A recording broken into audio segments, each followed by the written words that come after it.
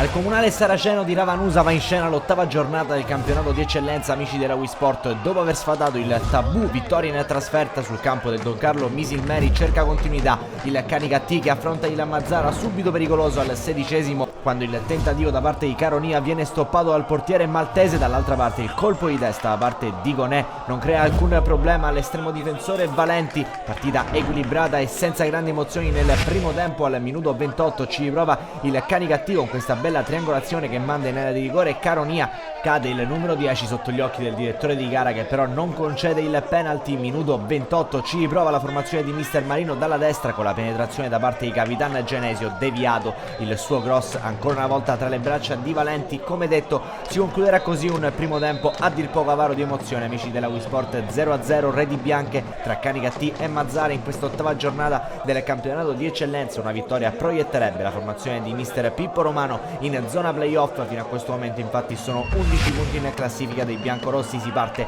con il film del secondo tempo, calcio d'angolo sventato da Valenti al 47esimo. Minuto 58 c'è un cross respinto da parte di Genesio, conclusione da parte di Grego che però sorvola solamente la traversa. Entra Gargiulo nelle file del Canicattì ma attacca ancora una volta il Mazzara con questa sventagliata, poi il pallone rimane lì, tentativo di Romito Bulades che però non inquadra lo specchio della porta. Attaccano sempre gli ospiti in questa parte di gara quando arriva il secondo cambio con l'ingresso in campo di Fiore. Il pallone finisce in area di rigore del Canicattì, il tentativo parato centralmente ancora una volta da Valenti. Siamo al 70esimo, continua con i cambi Mister Romano. Il momento di Silvio Calabrese sul terreno di gioco, dalla destra si rende pericoloso il Canicattì con questa azione avvolgente, la sfera arriva sul fondo, poi viene ribattuta il sinistro. Ottima la parata di Maltese che respinge la conclusione del Canicattì vicino al gol quando siamo al minuto 70. Al 72esimo invece ancora una volta in zona Valenti il Mazzara, il pallone colpito da Romito Bulades però non crea pericoli. C'è un'azione personale da parte di Gonè che qui salta due avversari, poi l'ottima chiusura